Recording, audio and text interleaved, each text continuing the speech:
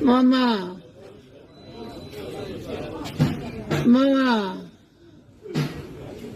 你看到你妈妈是不是？是你看错了啦，不是你妈妈啦，是你妈妈吗？你确定是你妈妈吗？妈妈，妈妈，妈妈。What's up, y'all? Back with part 3. Hey, what y'all just seen was a 94-year-old man seeing his mother after decades of her being deceased. Decades. I want y'all to think about that. And the lady asked him, "Who do you see?" He kept saying his mom. And the lady even told him, "I can't see her." But he clearly saw his mother right there. Waved at her, smiled. He even seemed like a child again. Who in their right mind is going to tell that man that he's wrong? Who in their right mind is going to tell that man that that wasn't his mother? Nobody. Because you couldn't convince him that wasn't his mom. Regardless of how much convincing that you'll say. Maybe he was on drugs. Maybe he was delusional. Maybe he was schizophrenic. But at the end of the day, he was the one that witnessed his mother standing right in front of him before he died. All right, y'all. Let's get into it. So it says, what are ELEs? ELEs are significant subjective experiences within the dying process that occur while asleep or awake. They can happen hours, weeks, or even months before a person passes and may increase in frequency as patients approach death. Now, this is a study that Dr. Christopher Kerr did, the guy that I introduced you guys to in part 2. This is a study of 1,200 patients, I believe, and this is just the reporting. 88.1% of patients report having at least one end-of-life experience. So out of 12,000 people, almost 90% report of having at least one end-of-life experience. And 99% of patients report their ELEs as seeming real or feeling real, like absolutely real.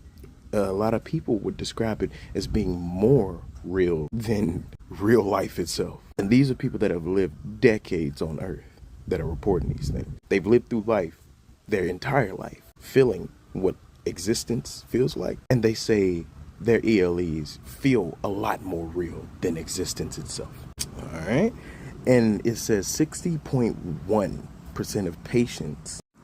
Now, 60.1% of patients believe that their dreams were comforting, while 18.8% felt that they were distressing.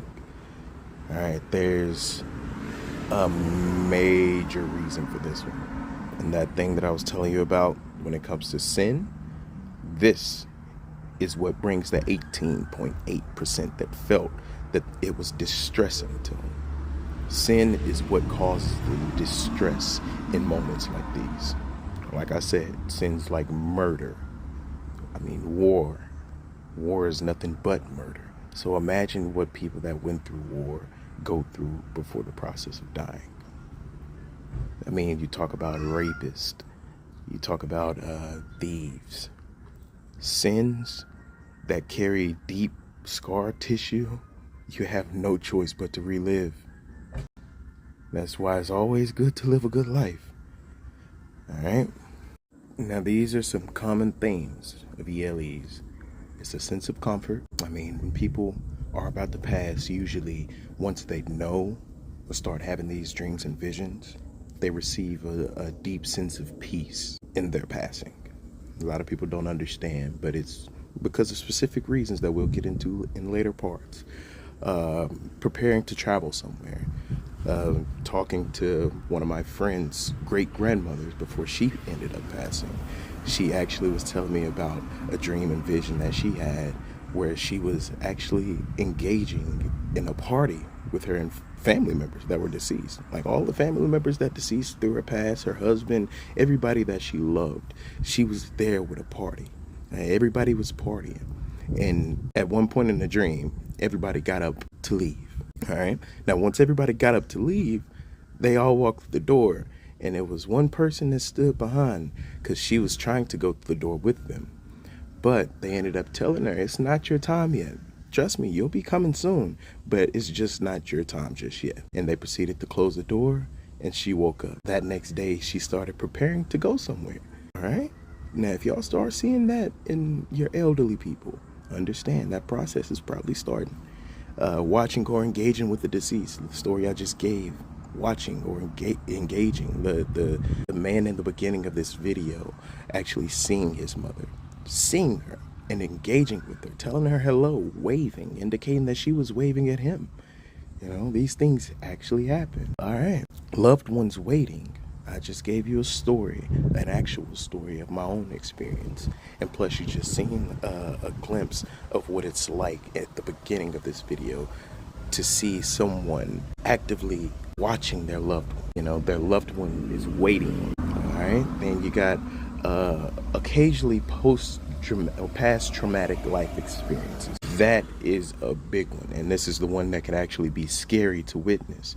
All right, it's a lot of people that go through this, especially people that's been through war, especially people that is murdered, especially all kinds of thieves and things that people have seen, you know, victims of a lot of cases. These things come back to light. You can't hide from them in this process. All right, and the last thing is unfinished business. Now, when a lot of people start coming into the understanding that they're dying, that's when you'll see their life start getting together.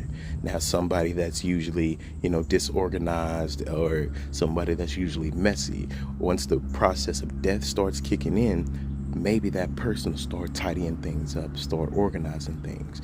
You know, maybe that person or starts setting up things for their family to be set once they're gone. It's a lot of occasions that happen like that. I mean, just to think of one, there's an occasion of a man that's on his deathbed. You know, everybody's been waiting for him to die, but the only thing that he kept asking is, did y'all check the mail? Did y'all check my mail? Bro, go check my mail, please. And he just kept requesting for somebody to go check his mail. Check my mail, check my mail. So they went out, they checked the mail. They found out that there were some tax forms in there. Once they found out that there were tax forms, they took the tax forms back to him. And he went ahead and filled out the tax forms. He told everybody what needed to happen in this process of doing his taxes. And after he got done organizing his tax situation or organizing his unfinished business, he was free to pass on. All right, keep going. Let's keep going. It says, as patients approach end of life, there was often an increase in frequency of comforting dreams. Dreams commonly featured deceased loved ones travel to preparing to go somewhere. Living loved ones, we got to talk a little bit about the living loved one part. I know I said that they usually don't see living loved ones, but it's a specific reason why they usually do see a specific loved ones, and it's really interesting. But the other ones, it says other people, pets, animals, religious figures, and past meaningful experiences. And it also says most comforting ELEs were about deceased loved ones.